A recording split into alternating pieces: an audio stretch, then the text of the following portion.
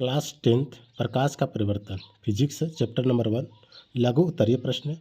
पहला क्वेश्चन है अपसारी समांतर और अभिसारी किरण पुंज से आप क्या समझते हैं। उत्तर में देखेंगे किरण पुंज क्या है। प्रकाश के किरणों के समूह को प्रकाश किरण पुंज कहते हैं। प्रकाश किरण पुंज 3 प्रकार के होते हैं, अभिसारी किरण पुंज, अपसारी किरण पुंज और समांतर किरण पुंज। पहला देखेंगे अभिसारी किरण पुंज किसे कहते हैं। किसी प्रकाश स्रोत से आने वाली किरणों जब किसी एक बिंदु पर मिलती है उसे अभिसारी किरण पुंज कहते हैं। देखेंगे यहाँ पे एक बिंदु पर कैसे मिली। यहाँ से प्रकाश की किरणों अलग अलग बिंदुओं से आई, अलग अलग बिंदुओं से आकर क्या करते एक बिंदु पर मिलती है, उसी को क्या कहते हैं अभिसारी किरण पुंज कहते हैं। अब दूसरा हम देखेंगे अपसारी किरण पुंज। अपसारी किरण पुंज जब किसी बिंदु स्रोत से निकलने वाली प्रकाश की किरणें विभिन्न दिशाओं में फैल जाती है उसे क्या कहते हैं अपसारी किरण पुंज कहते हैं। जैसे उदाहरण में देखेंगे क्या करते हैं, एक बिंदु स्रोत से क्या करती है विभिन्न माध्यम में क्या कर रही है फैल जा रही है, उसी को क्या कहते हैं अपसारी किरण पुंज कहते हैं। जैसे में देखिए टॉर्च की प्रकाश, जब टॉर्च की प्रकाश एक बिंदु स्रोत से क्या करती है चारों तरफ प्रकाश की किरणों क्या करती है फैला देती है, उसी को क्या कहते हैं अपसारी किरण पुंज। मैंने फैला देना तो मतलब अपसारी हो जाना। अभिसारी का मतलब होता है अलग अलग बिंदुओं से आकर एक बिंदु पर मिलना। और तीसरका में क्या है समांतर किरण पुंज। तीसरका में क्या है समांतर किरण पुंज।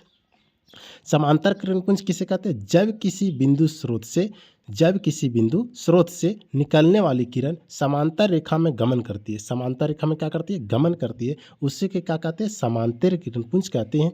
अब अगला देखेंगे दूसरा नंबर क्वेश्चन पारदर्शी, पारभासी तथा अपारदर्शी पदार्थ में अंतर स्पष्ट करें। उत्तर में करेंगे पहला पारदर्शी पदार्थ, लिखेंगे वैसा पदार्थ जिसमें प्रकाश की किरणें आर पार करती है उसे क्या कहती हैं पारदर्शी पदार्थ, मतलब आर पार हो जाती है। जैसे में कांच, पानी, हवा। स्वच्छ कांच रहेगा या पानी स्वच्छ रहेगी या हवा रहेगा, इससे क्या हो गया प्रकाश एक साइड से दूसरी साइड क्या हो सकती है पार हो सकती है, मैंने एक दिन से दूसरे दिन प्रकाश पार हो सकती है।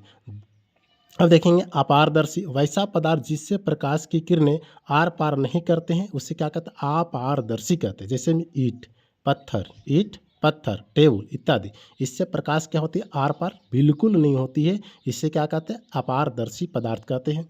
अगला है पारभासी पदार्थ, वैसा पदार्थ जिसमें प्रकाश की किरणों अंशत रूप से गमन या आर पार करती है उसे क्या कहते हैं अंशत रूप से मतलब प्रकाश कुछ कुछ पार होगा और पूर्ण रूप से पार होने नहीं देता है, उसे कहते हैं अंशत रूप से। अंशत रूप मतलब होता है कुछ कुछ प्रकाश के क्या करना पार होना।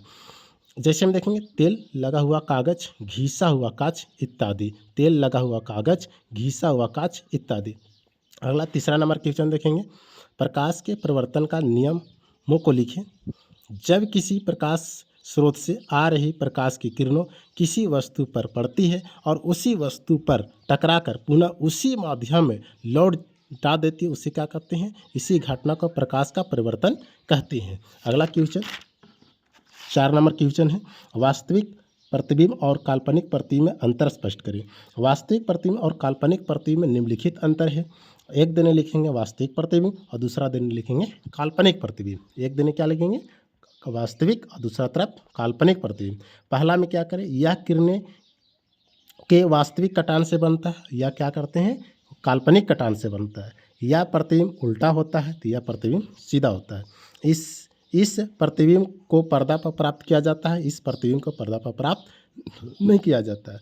यह किसी बिंदु स्रोत से आ रही प्रकाश की किरणों परिवर्तन या अपवर्तन के बाद किसी बिंदु पर मिलती है, यह प्रतिबिंब पर्दे पर प्राप्त नहीं किया जा सकता है।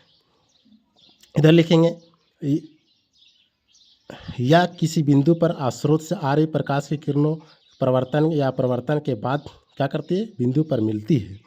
फिर क्या है इधर या नहीं मिलती है।